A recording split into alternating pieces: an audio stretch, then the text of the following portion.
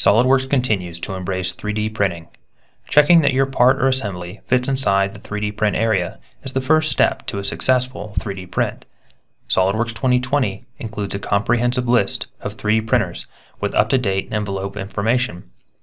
Quickly browse or search for your most used printers and add them to a favorites list so you can quickly access them from the drop-down menu.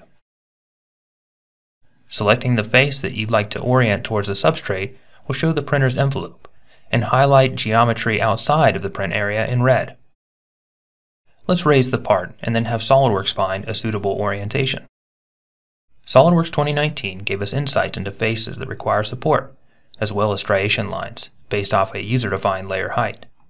With SOLIDWORKS 2020, you can now generate slices based on precise 3D geometry, rather than having to first export to a tessellated geometry format like STL.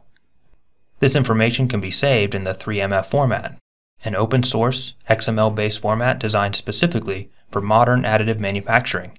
It not only stores the 3D geometric data, but it also stores material, color, textures, 2D slice data, and more.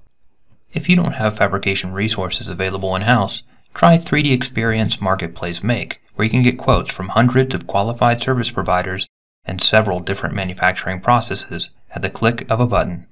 You simply upload your design, optimize it live, choose your manufacturer, and receive your custom parts.